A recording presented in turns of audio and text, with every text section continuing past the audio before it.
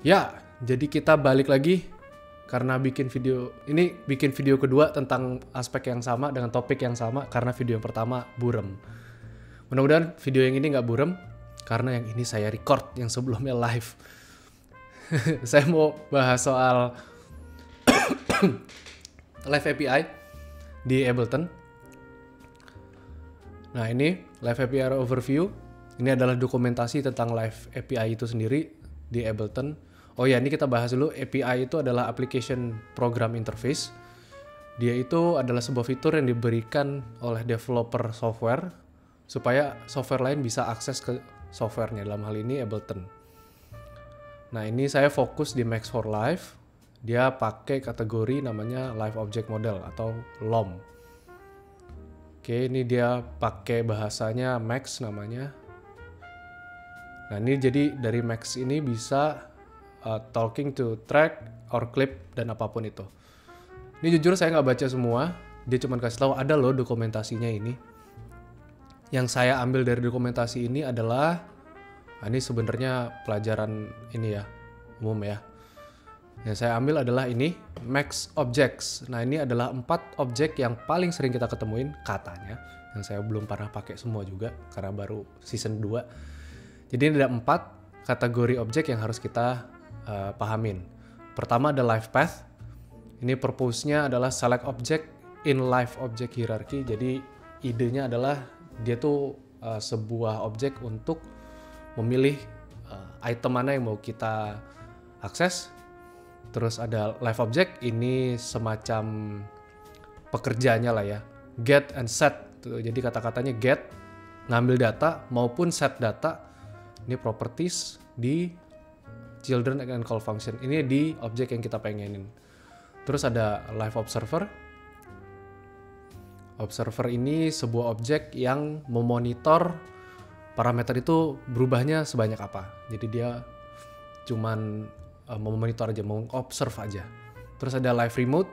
Live remote ini digunain untuk mengganti parameter di objek-objek lainnya. Jadi dari satu objek bisa diganti, bisa dibawa ke objek lain. Gitu. Overall 4 ini aja yang kemarin dibilang penting dipakai. Oh ya, sama pertemuan pertama ini sebenarnya membiasakan kita untuk menggunakan dokumentasi yang diberikan oleh Cyking74 ini. Selain Live API Overview ini ada satu lagi dokumentasi yang penting untuk dipakai, yaitu ini Live Object Models. Ini banyak banget tadi saya habis baca-baca. Nah, scroll ke atas. Nah, ini adalah yang dipakai di Max for Live. Nah, ini ada mappingnya seperti ini. Kita harus tahu mappingnya bisa dibawa kemana aja. Sebenarnya sih katanya lengkap ya di sini ya. Terus kita bisa cek di bawah nih cara pakainya gimana. Jadi overall ini mappingnya. Terus ada yang namanya root objects. Root objects tuh ini live apps, live set, dan control surface. Kenapa dibilang root? Karena ini adalah bagian utama dari item mana yang mau kita pilih. Jadi misalnya kita mau akses application-nya ya berarti rootnya adalah live app. Terus kalau kita mau akses tracks-nya berarti rootnya adalah live set. Untuk jelasnya kita langsung aja ke Ableton. Nah, ini Ableton yang diberikan sama mereka. Satu pertemuan ada 4 part yang harus kita pahamin, yang harus kita coba. Ini part 1, part 2, part 3, part 4. Kita coba dari part 1 dulu. Part 1 ini, nah ini di bawah nih, ini contoh Max for Live-nya. Nah, ini kalau mau buka, mau edit, tinggal klik yang ini. Ayo, buka nggak? Oh ya, ini dia. Ini udah kebuka. Nah, ini kan sama nih. Nah, ini tadi kayak saya bilang, ini untuk contoh 4 objek yang harus kita pahamin. Kebetulan saya live remote belum terlalu ngerti, jadi belum dibahas, saya bahas coba sampai live observer dulu. Nah, pertama ada yang namanya live path. Live path ini bertugas untuk memberikan ID atau semacam reference code gitu ya. Jadi ini kita ambil misalnya contoh output dari live path ini, kita kirim ke message box.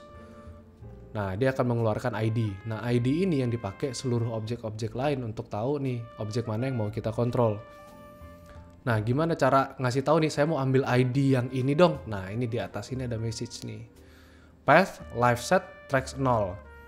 Nah, ini kata-katanya harus seperti ini. Kata-kata path di depan ini harus ditulis untuk live path ya, karena path ini adalah salah satu komen untuk menginput ke live path. Jadi kalau misalnya kita ambil contoh path, ini ada penjelasannya path di sini, live path method. Jadi mesti kita tulis dulu. Nah, terus ada live set. Nah, ini lihatnya di dokumentasi yang sebelumnya kita kasih lihat nih. Nah, kita kan contohnya tadi kita mau ambil, kita mau control tracks. Nah, di sini ada track, tinggal kita klik aja. Root objeknya ada live set. Nah, ini dia tracks. Terus address itu dinamainnya canonical path. Live set tracks end. Nah, ini kan sama persis kayak di Max for Live-nya nih. Nah, ini live set tracks 0. Nah, di Ableton tracks 0 itu adalah tracks pertama di Ableton ini nih. Jadi dia startingnya dari 0, nggak dari 1. 0, 1, 2, dan 3.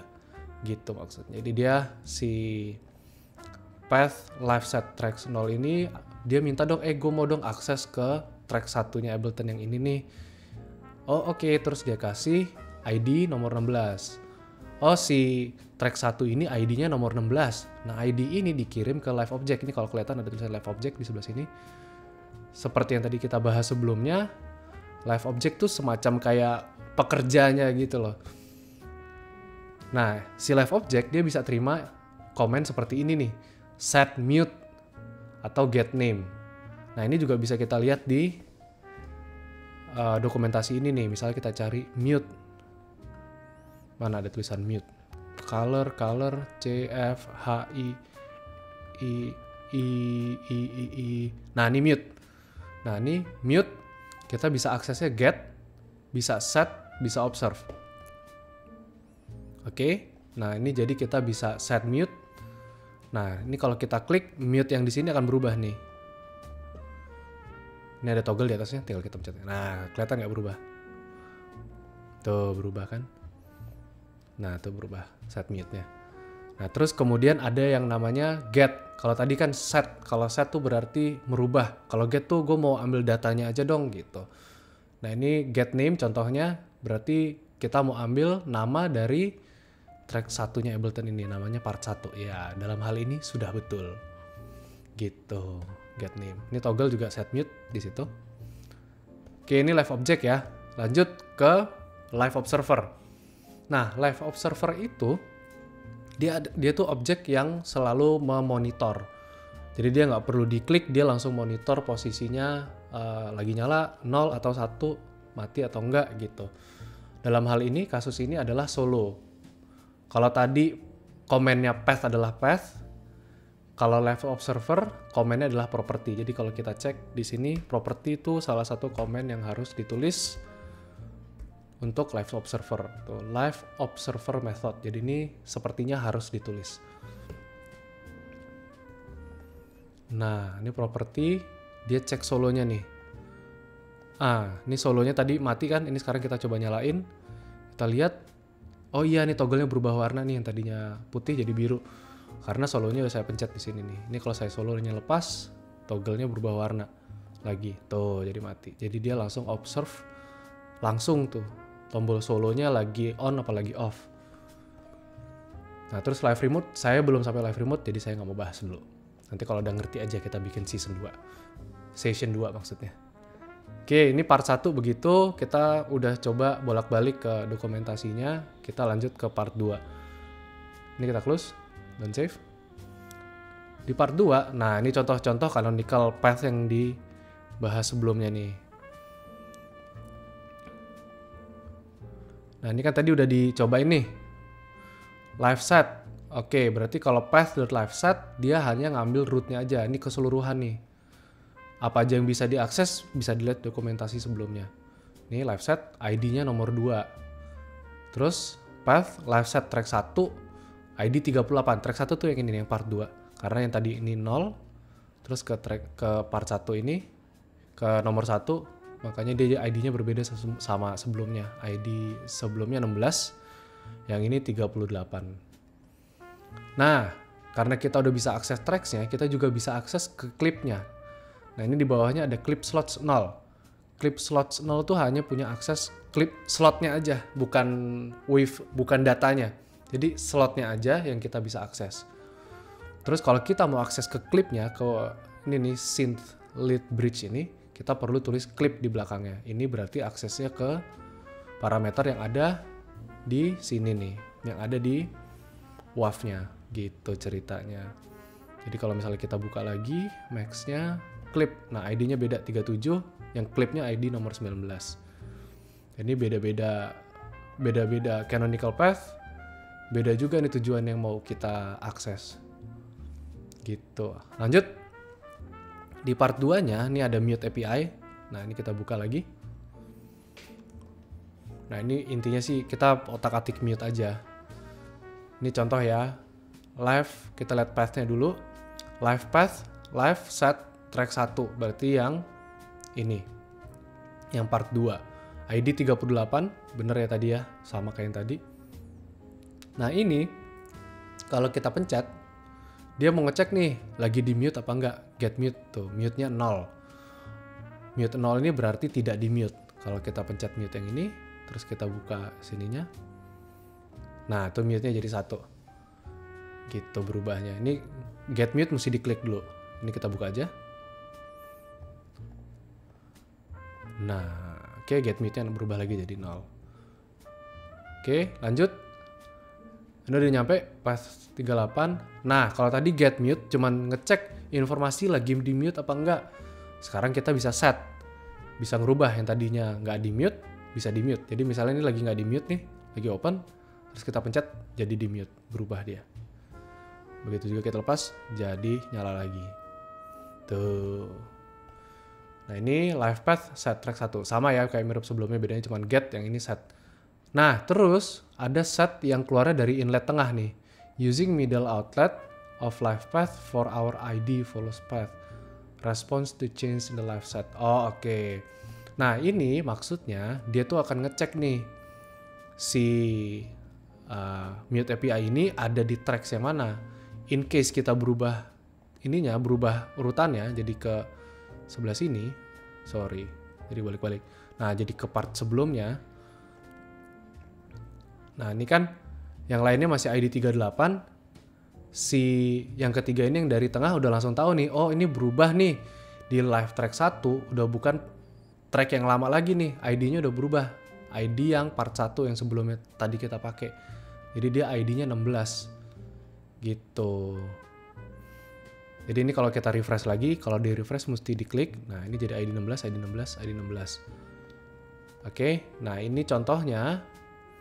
Kalau kita get mute, mute-nya 0. Yang ini yang kita lihat. Kalau kita set mute-nya jadi mati. Yang jadinya yang berubah adalah track 2 di sini nih.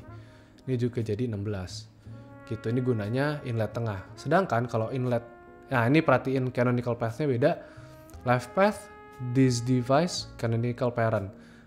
Yang ini dia ngecek max object yang lagi dibuka nih, dalam hal ini mute API, ada di track yang mana. Jadi dia selalu ngikutin tracks yang dia ada nih, yaitu part 2 saat ini. Nah, di part 2, nah jadi makanya ID-nya masih 38 di track part 2 ini. Jadi semua ID yang kita kirim, semua aksesnya ke part 38 walaupun kita udah tukar-tukar. Nah, ini jadi kalau di mute atau nggak di mute yang berubah kan parent-nya si mute API ini. Gitu bedanya. Ini kalau mau diputar lagi nggak ada masalah. Diputar lagi nggak ada masalah. Yang ini tetap ngikutin ID 38. Sedangkan yang lain berubah jadi ID 38. Yang ini jadi, yang tadi ini masih lama ya, mesti diklik dulu. Yang tadinya ID 16 jadi ID 38. Gitu bedanya.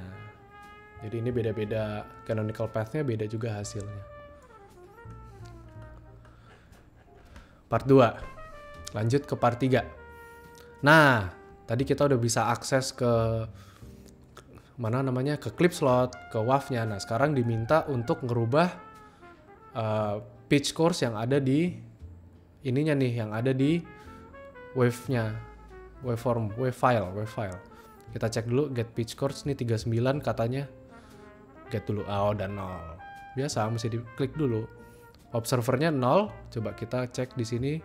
Nah, ini kita mau ubah ini pitch-nya. Kalau kita naikin jadi 48, dia berubah nggak? Oke, live observernya udah bilang 48, tapi get pitch course-nya belum. Karena belum diklik. Nah, gitu. Nah, ini gimana cara pakainya? Mari kita buka. Oke, ini simple sih sepertinya sih. Live.thisDevice ini cuman ngirim banks, ngirim komen supaya ayo jalanin komen ini. Komennya bilang path live set tracks 2 part 3 ini, tracks 2, clip slot 0, terus kita mau akses klipnya. Keluarlah live path. Ini ID-nya harusnya berbeda lagi nih. Twing. Nah ya, ini ID 21. Push. Terus live object. Ada 2 nih, get pitch course. Oh, terus ada root pitch course. Root ini cuman ngilangin kata-kata pitch course. Jadi kalau misalnya dari live object langsung keluar ke message box gini, dia ada tulisan pitch course-nya nih misalnya. Tuh ada tulisannya pitch course 48. Ini buat ngilangin tulisan pitch course-nya, jadi yang keluar 48 aja. Itu untuk get pitch course. Nah, di sebelah kanannya ada property pitch course, ada live observer-nya nih. Jadi dia langsung live di observe, dia udah berapa nih pitch-nya berapa banyak gitu. Misalnya kita ubah lagi minus 22. Nah, ini jadi berubah minus 22, sedangkan di sini masih 48. Karena kita harus klik terlebih dahulu. Command E, klik jadi minus 22. Jadi sama lagi. Gitu sih intinya part 3. Bisa akses loh kita ke pitch-nya gitu. Dan save. Part 3. Nah, part 4. Nah, kalau part 4 ini bisa geser-geser nih. Ada dial-nya. Tuh. 28, 19, live-nya langsung berubah. Yang ini mesti diklik dulu. Mari kita lihat. Nah,